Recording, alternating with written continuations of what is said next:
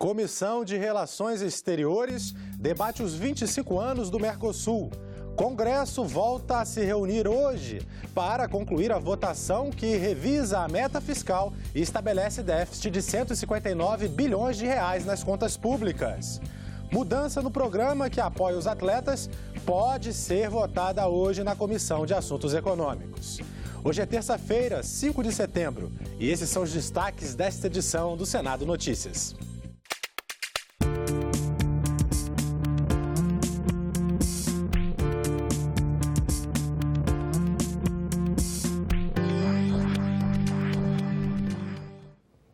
Olá, muito bom dia. Em mais um painel interativo sobre o tema O Brasil no cenário internacional, a Comissão de Relações Exteriores debateu os 25 anos do Mercosul e os desafios diante de um mercado cada vez mais competitivo. A ideia inicial era formar um bloco unido de países que, a exemplo do mercado comum europeu, tivesse força suficiente para que todos crescessem, negociando em conjunto seus produtos e disputando em condições mais vantajosas no difícil terreno das trocas comerciais.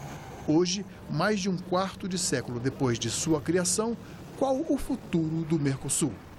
É uma tentativa de uma união aduaneira que hoje ainda está incompleta por uma série de razões que não foram completadas, mas que, de alguma forma, reflete que nós temos, na realidade, uma evolução. Para os convidados do painel, a desconfiança entre os parceiros e o protecionismo já não incomodam. Mas, mesmo assim, o Mercosul precisa superar as deficiências, lançar mão de estratégia na abertura do mercado e investir em novas parcerias com foco na competitividade. Esses elementos é que têm que constituir a base para rever o Mercosul e partirmos para uma visão em que o Mercosul seja o caminho do mercado global.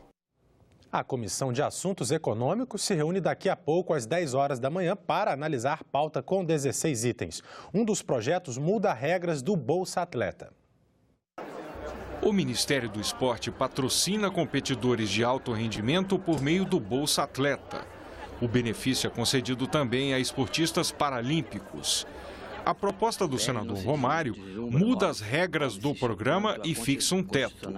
Só poderiam receber a bolsa pessoas com rendimentos anuais de no máximo 360 salários mínimos. Hoje o teto seria R$ 337 mil. O projeto altera também o programa Atleta Pódio. Acaba a indicação prévia do esportista pelas federações e confederações. De acordo com o senador Romário, o projeto é resultado de sugestões feitas por atletas e profissionais do setor esportivo. Outro projeto na pauta da Comissão de Assuntos Econômicos é o que autoriza a criação de fundos patrimoniais para financiamento de universidades públicas. De autoria da senadora Ana Amélia, a proposta permite que fundações privadas ofereçam recursos para atividades de pesquisa das instituições públicas de ensino superior. É proibido o uso para pagamento de servidores e outras despesas de custeio das universidades. O projeto já foi aprovado pela comissão, mas como o texto vira um substitutivo do relator, senador Armando Monteiro, tem que passar por mais um turno de votação. Convém observar também que cada instituição apoiada somente poderá receber o referido apoio de uma única fundação gestora de doações, mediante credenciamento prévio.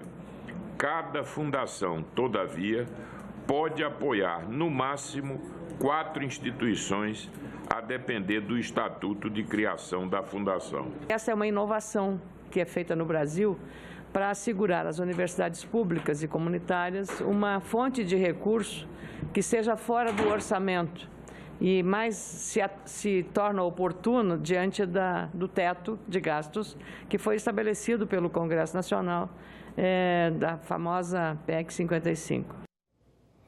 E outras atividades também ocorrem hoje aqui no Senado. Vamos conferir agora a agenda das comissões que tem reunião nesta manhã.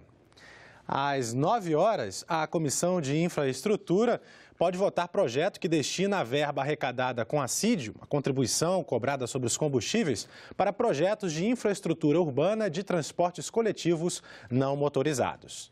Às 10h30, a Comissão de Meio Ambiente tem audiência pública sobre a autorização prévia da FUNAI para negociação de títulos mobiliários no mercado brasileiro de redução de emissões relativos a emissões de gases de efeito estufa que foram evitadas em terras indígenas.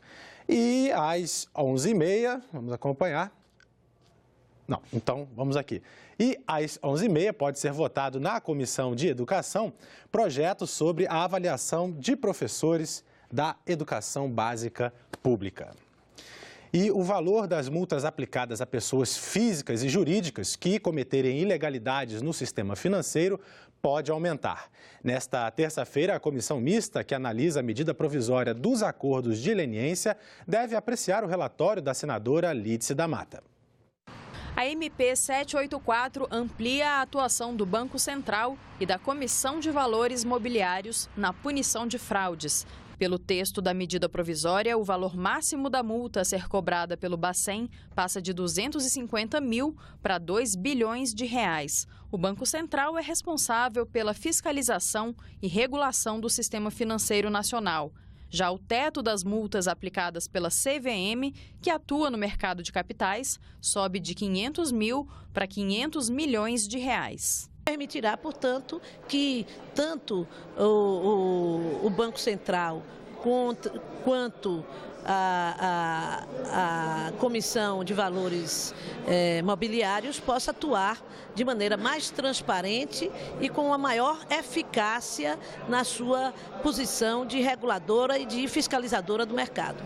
A medida provisória também autoriza os dois órgãos a firmar acordos de leniência com infratores. A confissão de culpa e a colaboração nas investigações seriam compensados com benefícios, que vão da redução de 1 a 2/3 da pena até a extinção da punição. Foi feito um acordo entre o Ministério Público e o Banco Central, que permitiu que no texto da medida ficasse claro o limite do Banco Central para atuar com acordo de leniência no sentido das infrações de caráter administrativo. Se porventura, para além de ilícitos administrativos, o Banco Central se deparar com indícios de crime, o Banco Central cumpre o que prevê a Lei Complementar 105 e comunica esses indícios ao Ministério Público. A medida prevê que o Banco Central só poderá fechar esses acordos quando não houver provas suficientes que garantam a condenação das instituições ou das pessoas físicas.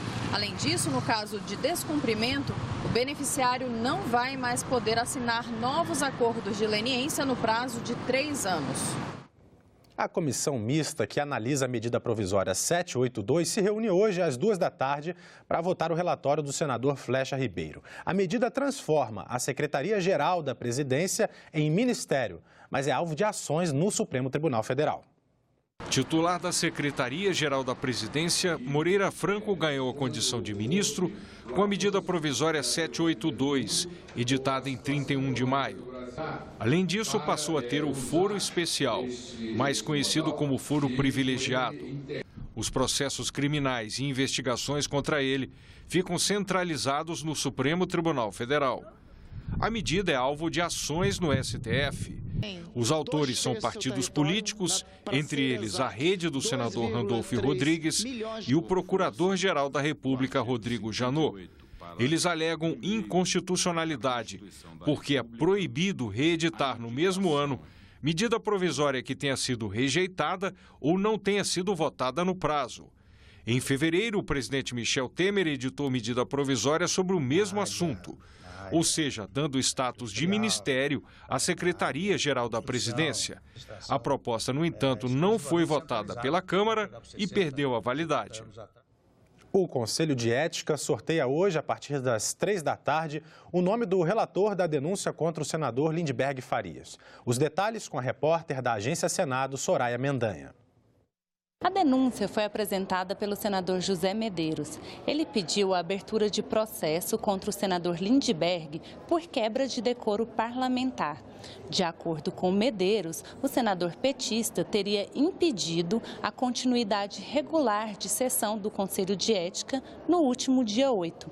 Na ocasião, os parlamentares votavam uma representação contra 6 senadoras que, em julho, ocuparam a mesa do Senado para evitar a reforma trabalhista.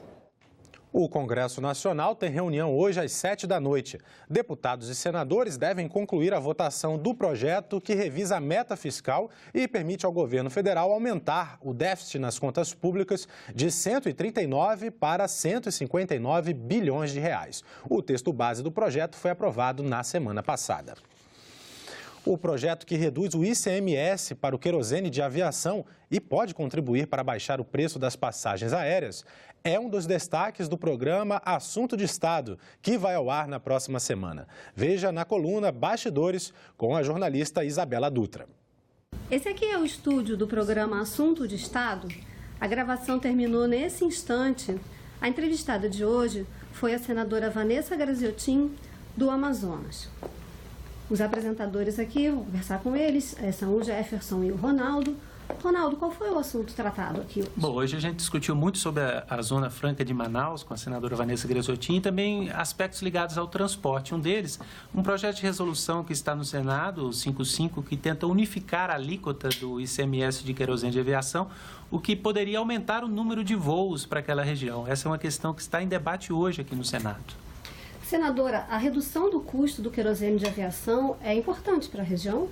É bastante importante, né, para a região e para o Brasil inteiro, né? Na região eu costumo dizer que além dessa medida nós precisamos de uma outra medida que é a implementação imediata da lei que estabelece a política nacional de desenvolvimento da aviação regional e que traz e trará, quando implementada, vários benefícios para a região amazônica. Lembrando que lá o transporte aéreo não é uma opção, é uma necessidade, uma imposição na maior parte dos nossos municípios que não tem estradas, né? E você andar pelos rios é muito tempo, não tem como levar os doentes através do rio, por exemplo, né? Então, é muito importante para a região, mas para o Brasil inteiro. Agora, um outro cuidado que nós estamos tendo é fazer com que, ao tempo em que diminuímos o custo do combustível, que é o que pesa muito, né, os tributos sobre o combustível, no custo das empresas de aviação, é garantir que esse benefício seja transformado num benefício na diminuição do valor das passagens. O programa Assunto de Estado vai ao ar às segundas-feiras, às 20 horas,